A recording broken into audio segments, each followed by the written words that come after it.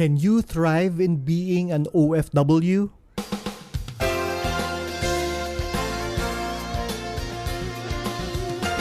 Good Monday morning!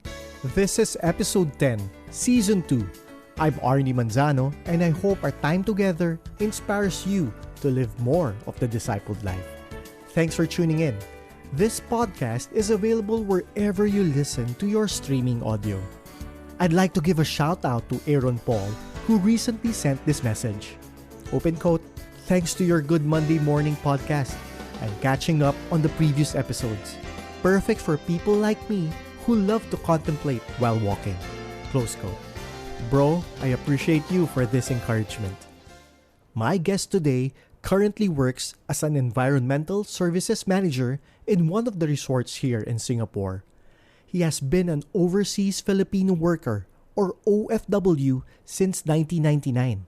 He has worked on sea and land-based jobs and has been in numerous countries for work and play.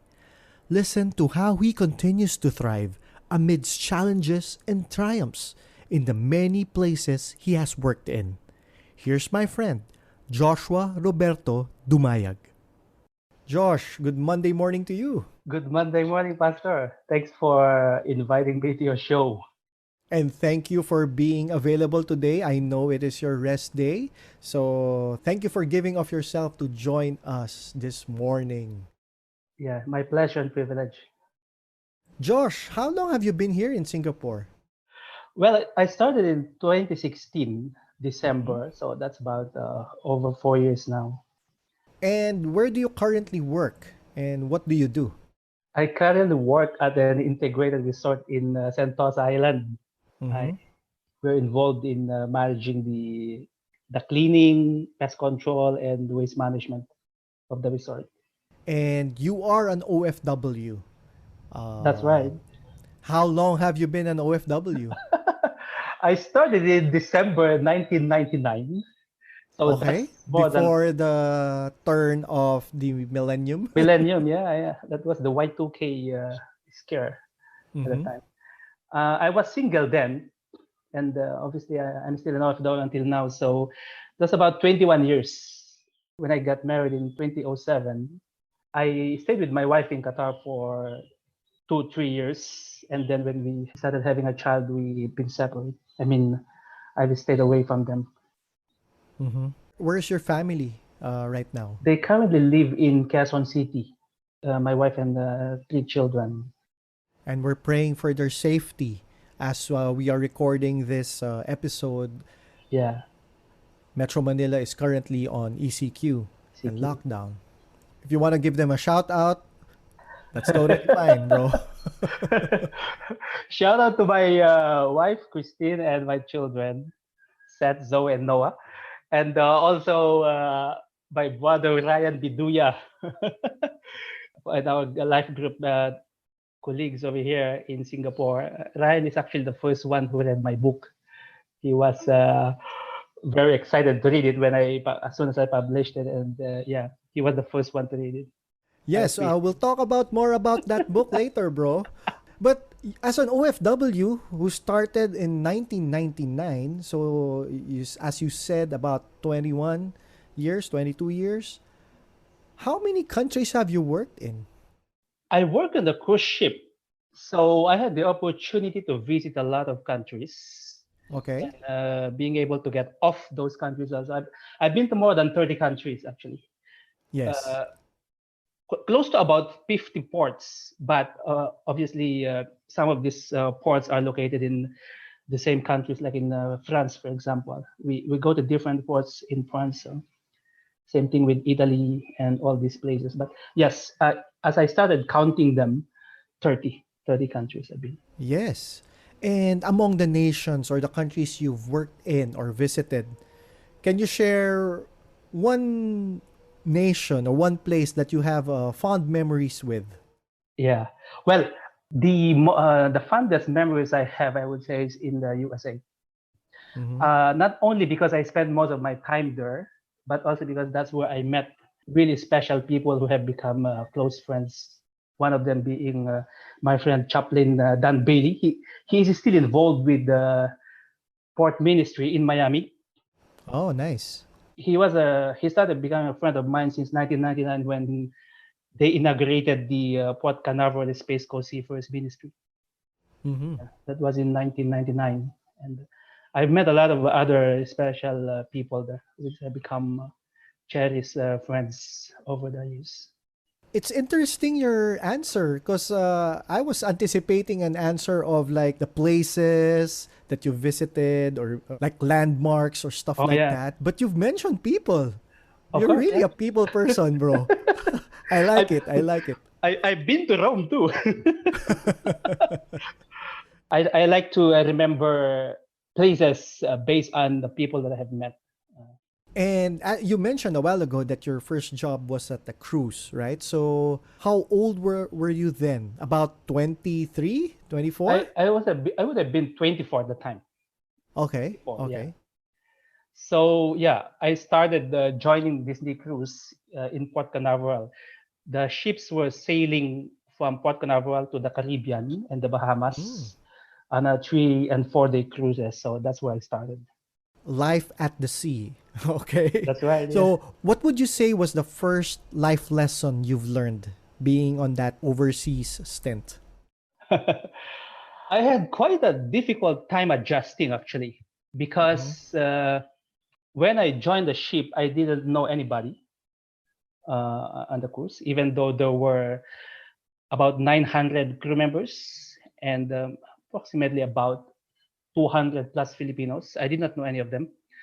And I had a very difficult time adjusting.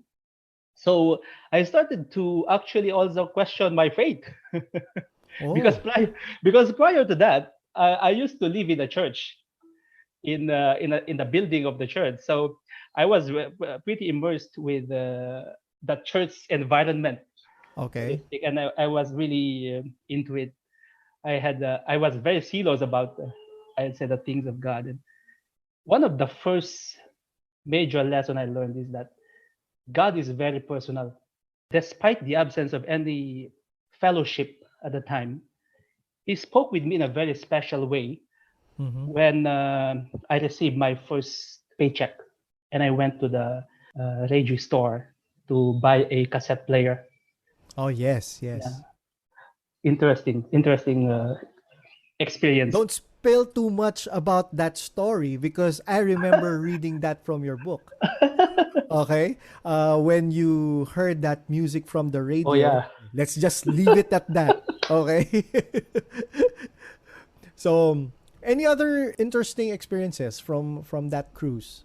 there was a great sense of really big difference with the way things were going compared with the Philippines and the cruise. Mm-hmm. It was kind of very new to me. There is a sense of affluence that I have never seen before, kind of Okay. uh, also. And even though that of a big difference, I did find myself having difficulty adjusting at the time, but eventually I get to know friends and we will never run out of people actually that we can be friends with. So I eventually get to know a lot of the fellow Filipinos and non-Filipinos in our Christian fellowship at that time. So. Josh, now going to the book that you've recently published, OFW Journey. What I like about this book is actually it's from a perspective of someone who has really lived the life and continuously living the life of an OFW or an overseas Filipino worker. That's right. Yeah. You started writing this book when? Last year or 2 years ago? Last year, Okay, in the time of pandemic. in the time of pandemic, yeah, yeah. The world was in a state of chaos, basically, and companies were closing down, and a lot of OFWs were going home. I thought I have had this 20 years of experience in OFW, and I see all these hundreds of thousands of OFWs being sent home, not voluntarily, but involuntarily as a Yes. result of the pandemic. Uh, how may I contribute to giving them hope, a sense of hope, kind Yes. of? And God gave me the idea to start writing a book in Mm-hmm. order to highlight that even in this time of pandemic and in the midst of all this challenging, kind of a unique and challenging life, there is definitely a God who is able to sympathize with this life that we have and see us through.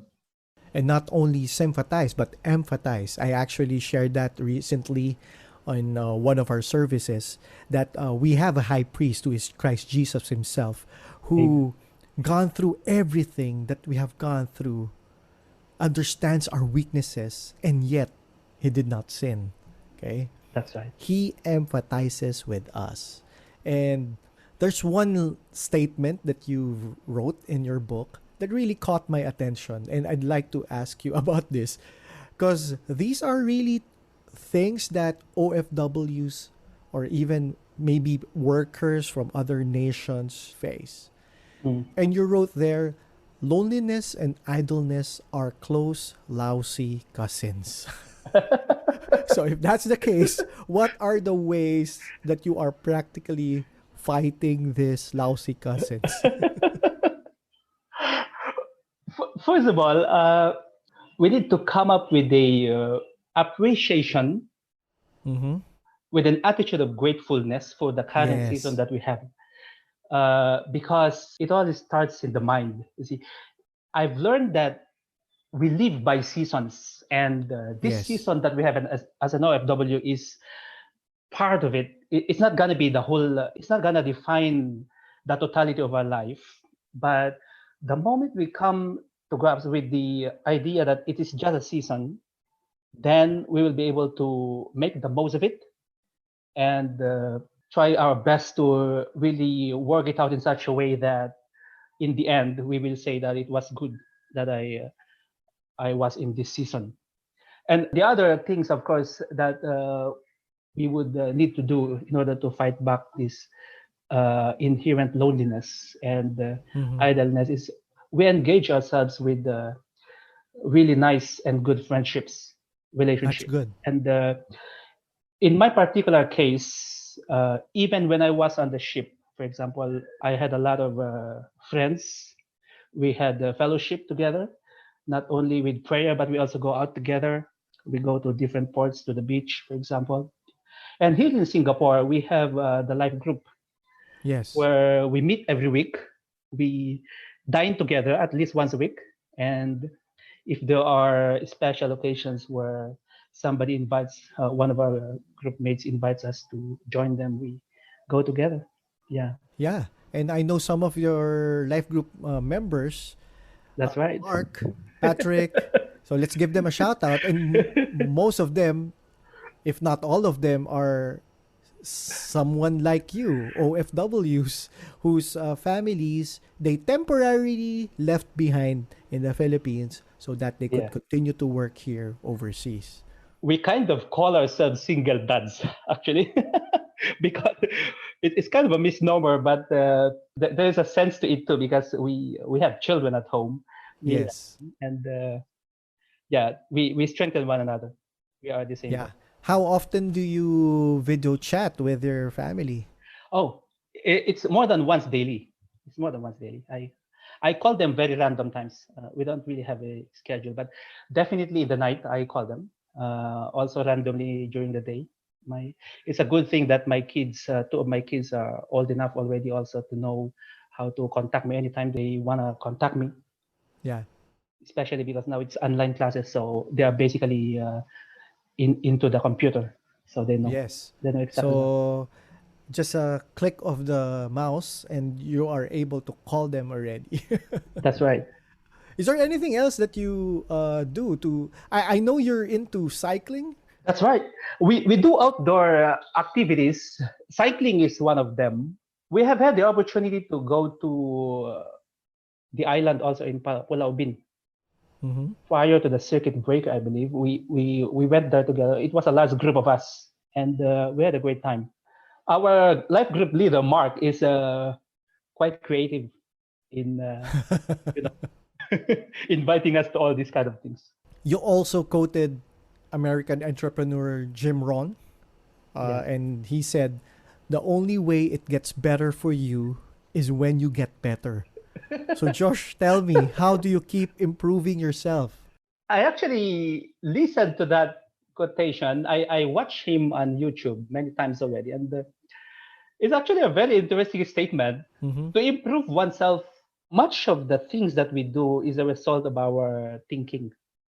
Yes. And therefore, when I try to digest what he's saying in the video that he was talking about, he's actually talking about making the most of every opportunity to learn.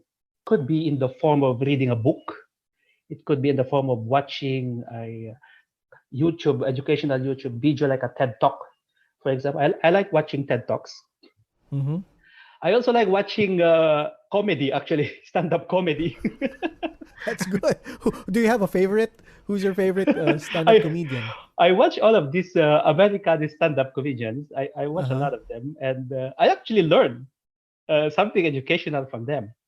They make a Yeah. lot of sense because most of them are actually telling things that are common to daily life that actually make Yes. sense. Yes. It's just in a humorous way. And then I like reading books. I've been buying books a lot from the Salvation Army in Hillview. And I have a lot of books actually. I currently now I'm reading a book called The Master Key to Riches by Napoleon Hill. Wow. Okay. And then of course we can also learn and improve ourselves by having conversations with our friends, Yes. especially those that we see reflecting the kind of life that we want to live. So fortunately, we do have brothers in the fellowship where we can learn a lot from them. Yeah. Even those who are no longer in Singapore, like Brother Manny Diaz, for example. All right. Manny Diaz, shout out to you all the way from Makati. We can also improve ourselves by being teachable in general. Yes. Yes. So we learn more when we listen more. It's interesting you mentioned about like the renewing of the mind and seasons. Okay. Correct. Yeah. What you put in your mind or what you meditate on actually will help you in your season of life. And just thinking about those two words, meditate and season, I just remembered Psalm chapter 1, verse 2 and 3. Mm. Because it says there, on his law he meditates day and night. Or on the law of the Lord he meditates day and night. And Yeah. then verse 3 says, he is like a tree planted by streams of living water, which yields fruit in its season, Wow. whose leaves does not wither, and whatever he does prospers. So I Amen. believe whatever you're doing right now as an OFW, Josh, you're prospering at your work, even your family life. You're not physically with them, but I'm glad to know that you're calling them often as you can. It's quite interesting. This whatever he does prospers. Yeah. We have to do something for God to prosper something, isn't it? Oh wow, yeah, That's that's a what it good is. point. Yeah. And quite ironically, during the pandemic, during the circuit breaker, we actually our company actually implemented some kind of a voluntary pay cut. Okay, so Oh, we were definitely anticipating a pay cut, as in every other company that did. yes. But quite ironically, at the time, the government established all these community care facilities for COVID patients. And I was the first one to volunteer as a housekeeping manager for one of those. Wow. Thank you And for doing that, bro. instead of having a deducted monthly income, I actually have more during the pandemic. Wow. And the same thing with my wife. She's doing a little business at home, and she did have a good profit during that time. So it is very ironic that even during the pandemic, God actually blessed us in more ways than we expected.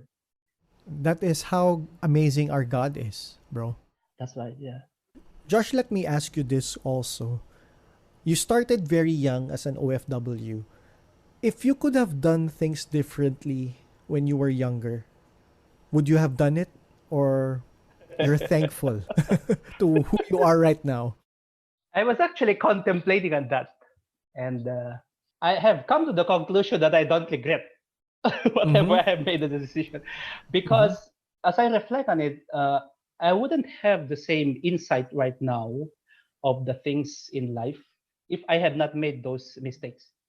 Yes. However, reflecting on it with your question, we did have, I'd say, some instances where I may have considered doing it differently. I like that you mentioned no regrets. And also, yeah, the mistakes that we go through, this is what I would say. Mistakes are only mistakes if we do not learn from them. That's right. Yeah. So, bro, let's go through this speed round questions. I have a set of questions here I'd like to ask you, and let me know just the first thing that comes into your mind, okay? Yeah, You're a Filipino, so most likely you love to sing songs. So just give that's me right. one song on your current playlist. Ah, there is a song by Natalie Grant. It's called Held, Held. Mm-hmm. And I like it because it's not only the music that I like, but also the weight of the message.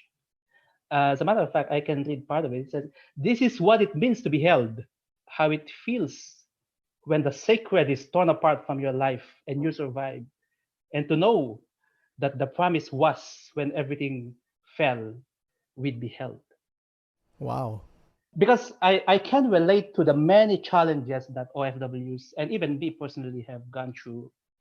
And no matter how hard the fall, there is this assurance that someone's hand is going to catch us and hold us with such power and might that he can make good his promise in Romans chapter 8, verse 28. All things work together for the good of those, for Amen. those who love the Lord. Yes. Held. Yes. Thank you for sharing that. Aside from writing a book recently and publishing it, is there one new thing you've also learned to do recently? I actually have. I was wondering, what's all this wearing of mask? You know, how can I make use of this to my advantage? And recently, God showed me a way to make use of it, and this is to pray audibly, even in public. So I've been Wow. doing this. I've been reciting my memory verses, even inside the bus, even while walking, and nobody will misunderstand or misinterpret me as crazy because nobody's gonna see me opening my mouth and talking to myself. See, and as I was sitting in the MRT at some point, I started reciting verses of the Bible and praying. And if I see somebody in front of me that needs prayer, like obviously somebody who is sick, I start praying for them audibly. Actually, it has made a lot of difference as far as my prayer life and personal walk is concerned. Wow. That's awesome, bro. I hope you catch that, all listeners. That's a great point from our brother Joshua here. Bro, you do some night shifts also, right, at work? I do late shifts, Late shifts, which is okay. until about 10:30. Yeah, 10:30. Okay, but I'd like to ask you this too. What do you do to have a good start to the day? Before I even get out of bed, I strive to speak something that is praiseworthy, or That's great. even though I don't feel like it sometimes. Mm-hmm, mm-hmm. Well, I guess it takes some preparation to be able to do it in the morning by going to bed on time. The earlier you go to bed and the more rested you are in the morning, That's the good. better Yeah. the better you will be in a position to start the day right. And I do make it a point to open my Bible as much as I can. So for that reason, I have to wake up a little bit earlier than I have to before I go to work. I also find that literally kneeling down when praying actually makes a lot of difference Wow. as Nice. as Yeah. opposed to simply sitting down and pray. That's my personal experience on. Josh, as we're ending, one lesson you want to leave our listeners with? In my book, I conclude with a narration of how the Disney ships dock in the port. Mm-hmm. And in many cases, there's always these strong winds and strong current and waves. The ships have to struggle in order to go alongside. Yeah. And I use that as an analogy to say that no matter how perhaps qualified we are that we think of ourselves, there are definitely things that are beyond our control. And the winds and the waves of life will beat upon us, and we will soon discover that we are not in control of everything. And so, therefore, I conclude the book by saying that we need to yield Yes. to the stability of the port by tying ourselves. We don't just go alongside. The ship doesn't just go alongside. It ties itself. It's actually tied down from the stern to the bow of the ship, from the front to the back. It is tied tightly. And until then, until that ship is tightly tied, there is no guest or no crew allowed to get off because it's not safe. Mm-hmm. And I concluded by saying that, yes, we need to yield to the authority of someone that is stable and someone that is not shakeable. There's actually a verse in the Bible I'm reminded of. It says, they that trust in the Lord shall be like Mount Zion, which can never be shaken. Great. As you're mentioning that, I just remembered that we really need to yield and also anchored. That's right. There are actually places in our cruise where there is no available dock that is big enough to accommodate the big ships. So, like for example, Grand Cayman and in Villefranche in South France near Monaco. There's also a place in Cannes in France. Mm-hmm. All of these places, they don't have huge ports. They don't have huge ports that are big enough to secure the ships. So we actually do tendering there. And even before the ships start tendering, they need to drop the anchor so that the ship is not going to be dragged towards too close to the port. So yes, we need to drop the anchor, and our anchor is Jesus. Yes, that's so true. Bro, so I'll give you an opportunity now to share about the book, promote it, where they could get it. Yeah, ladies and gentlemen, I'd like to invite you to consider reading my book, which I recently published in February. It's called OFW Journey. It's available in Amazon anywhere in the world. Last time I checked the Amazon account that I have, people have purchased it from Italy, from the US, Philippines, in Hawaii, Canada, and Singapore, because I bought Singapore. my copy. That's right. So thank you very much for those who have availed so far, and I hope that it will be a blessing to those of you who will consider reading it. Josh, thank you so much, and may the Lord continue to bless the works of your hands and even your family, that you are temporarily separated physically, but I hope that your hearts will continue to be knitted together forever. Thank you, Pastor. Amen to that. If you want to thrive in life and be prosperous and successful, you have to anchor your mind, your life, to the things of God. How do we practically fix our thoughts on the Lord?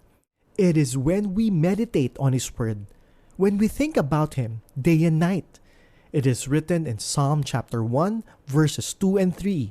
Open quote, "But they delight in the law of the Lord, meditating on it day and night. They are like trees planted along the riverbank, bearing fruit each season. Their leaves never wither, and they prosper in all they do." Close quote. When God's Word permeates every fiber of your being, you will be able to do honorable and excellent work. You will be able to give your best and give glory to God through the work you do. You will not just survive, but thrive even in the midst of challenging times. I hope this episode was inspiring. Share it with others who need some encouraging. Follow us on Facebook for daily inspirational content. That's it for today. Have a good Monday morning and a blessed rest of the week.